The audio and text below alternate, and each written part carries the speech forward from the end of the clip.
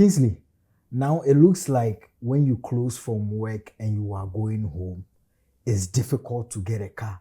And even when you are coming in the morning, I mean, some of us, we don't have car yet, so we know what we are talking about. Like, it's very difficult to get car when you are going home or coming back to the office.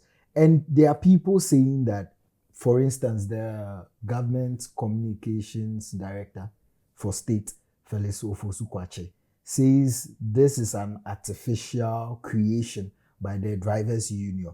And this, in this same vein, you have the MD in charge of Metro Mass Transit, who comes out to say that the previous government gave away 300 buses.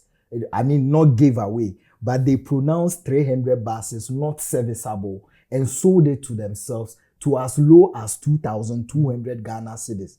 And I'm here thinking that, okay, could it be the reason why government institutions never work?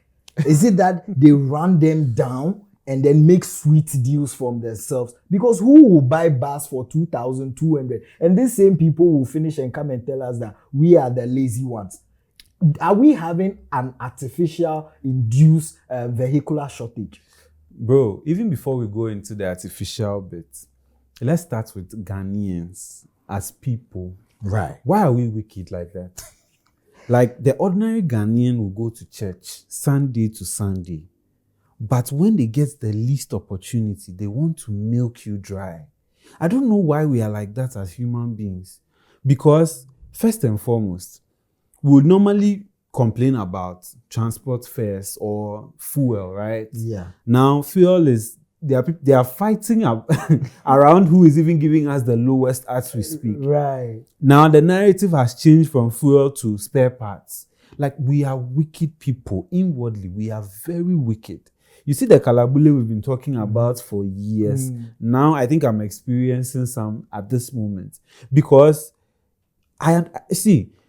we make our individual selves suffer when we can actually come together and make things easy for ourselves. Right. We always complain about our leaders not giving us the things we need. But you see the things citizens can do to make life simple for other citizens. We don't do it all. Yeah. We were in this country where we know the economy was bad, things were poor. But why should a gallon of oil go as high up as 1,005 Ghana cedis? Yeah. Why? 1,500 Ghana cedis. Why? So the Ghanaian, I always say, is calm, is respectful, is all the accolades they will give us. But when you leave us, we are the wicked. We are one of the most wicked people on this earth. Because every opportunity we get, we want to milk each other dry. You see, I side with you largely. And that is why I always have a problem. And the last time in the office, we were discussing the fact that how is it that we have so many churches in this country, yet we are so corrupt and wicked towards one another? Because during the past, we were making the case that government is not managing the economy well, so our CD is not stable. Hence, that is why we are seeing increase in everything. But now, government has done its part by giving us a stable currency, a single-digit inflation, and yet still the ordinary Ghanaian cannot feel it in the pocket. And these are these same people who will go and sit in these churches and give the biggest tithe, give the biggest offertory, and then when they come, they will go to the market and go and be wicked to their fellow colleagues. But the good book, the Bible, teaches us to love one another as ourselves. But it looks like it is far from it. And this is not an attack on the church. This is not an attack on the church. Because the church should give us people of conscience in society. How is it that government will do its part by giving you a single-digit inflation, by stabilizing the economy and making sure that even your transport, but you see, in as much as we are talking about the citizens holding their part, you would also want to look at government also doing their part. And I'm looking at a situation where could it be that we are facing a population that is outgrowing its infrastructure? It could be, but let's not forget that we actually operate in a free market economy. Okay. The reason why this is happening is because, first and foremost, which people own the cars? Private citizens. Yes. And you can't even tell them how they should price their transport in terms of how they want to commute people from one point to another. But you can put a think, price ceiling on the Okay. commercial fares, but you can't force somebody to say you have to move from Circle to, say, in Sanwem, and not do the thoughts like they are doing. So now what they do is, maybe they'll start from Circle. They'll say Achimota O Station. You alight at Achimota O Station. And that same car is now saying, now Barrier. You get to Barrier, and then they'll move from Barrier to another point to another point. So by the time they get there, you are going to the same place, which would have costed you, say, 10 cedis. If you are not careful, by the time you get home, you may have spent like 25 Ghana cedis just to get to your destination on the ordinary day. So I am saying that there's a leeway for them to operate because, first and foremost, how is our state transport doing?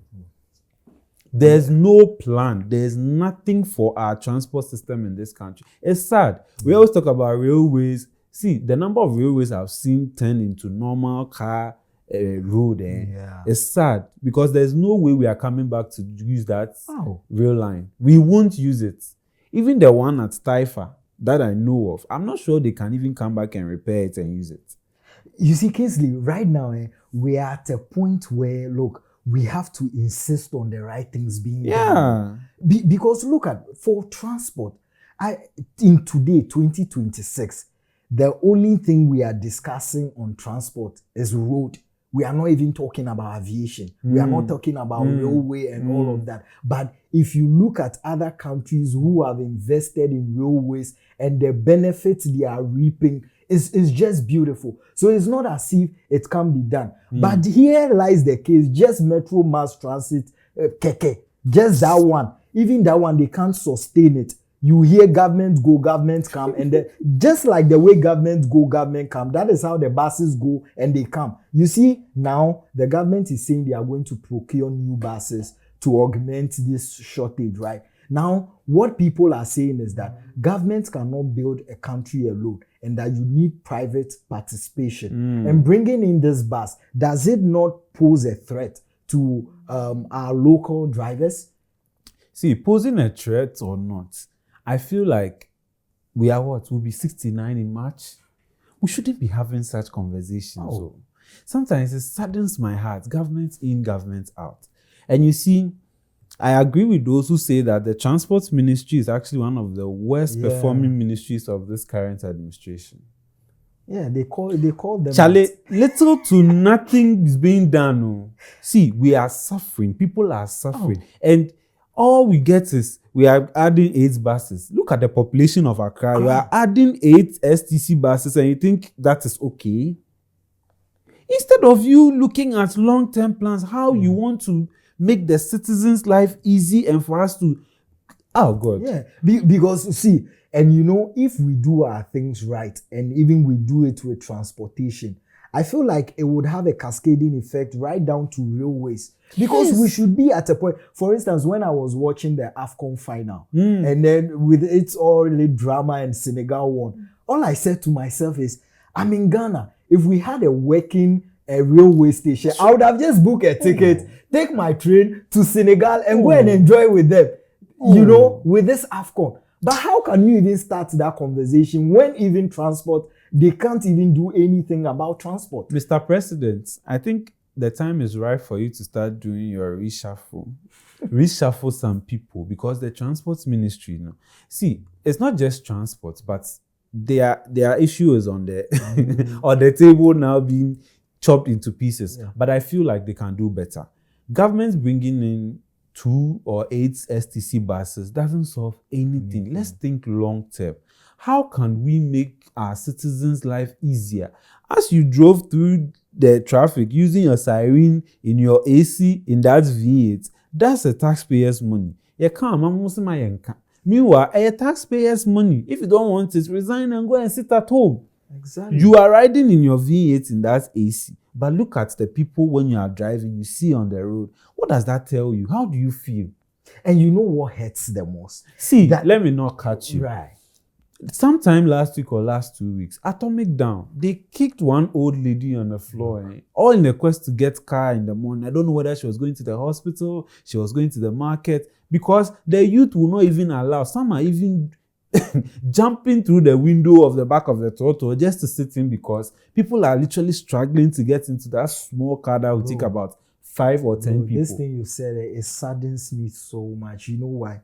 Because in other jurisdictions, there are special services that are earmarked and provided for senior citizens. And to find out that senior citizen is fighting with the youth. The person might be pregnant. The person might be, quote and unquote, disabled. How are all these people going to cope? Because the able people are not going to allow you to, just because students, they don't even, we don't care about the students trying to go to school. No.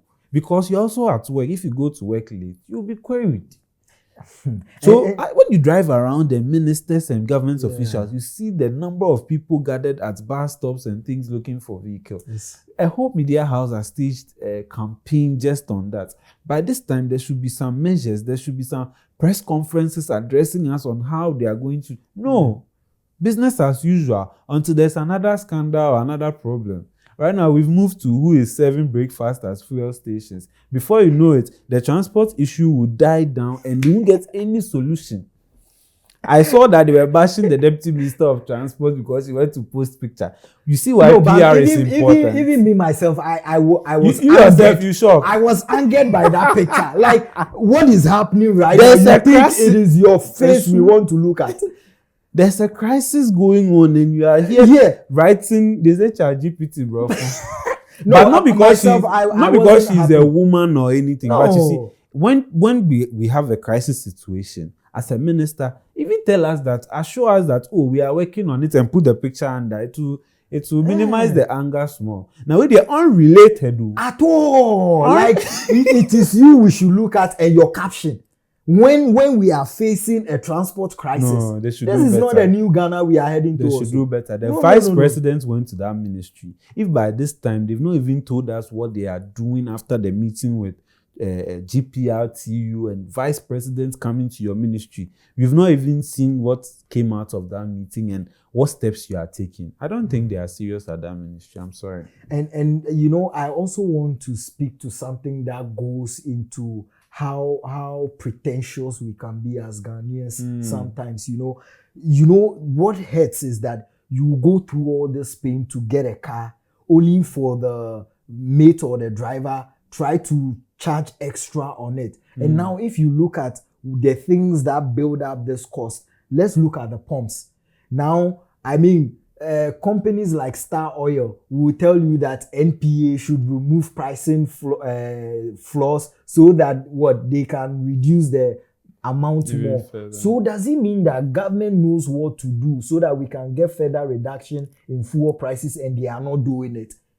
If that is the case, then there's a lot of hypocrisy in the system. Because how is it that an oil marketer who is saying that, look, government, reduce this your policy. Oil marketer. So it's marketing. He knows what he's doing. He's playing. No, but at the end of the day, it should serve to the benefit of the ordinary citizen. There will always be that one company that will try to disrupt the industry and all of that. But you see, we need more companies that will give us, competitive pricing so that our pockets can breathe. They should keep the floor. They see a very big floor price. Yes. They should keep it like that before they start mixing water with the petrol for us. No, they should keep it there so that at least we'll get that minimum quantity going forward. But I feel like, as a country, and some conversations, we shouldn't be having them in 2026. It breaks my heart. I don't know how to explain this, but I think people have really tried. People have lived through Ghana for the past 60, 70 years. Yeah. I wonder how they feel now that some of the things haven't changed. School, lack of amenities, lack of infrastructure, lack of water, lack of rail system. Inadequate. People are still learning these things, and we are still talking about them. Why? Look at Morocco, where the AFCON was held. Man. That's a mini Europe. That's a mini America for you. Proper systems. Why can't we do the same for ourselves? We can't do it because when the government is about to leave, they will declare 300 to 400 buses unserviceable and sell it to themselves. So then now transportation would have to go back years again. Okay. So we would have to find another money to procure another buses when a new government comes into power. How do you build a nation like that? Well, we'll leave the rest to the viewers. Let us know what you think on this whole transport crisis. Share your ideas, share your views. We are here to read them. And whilst you're doing that, recommend this to a brother, a friend, a sister. Until we come your way next time, whilst you are going through that crisis, don't forget, always be a great citizen. We are.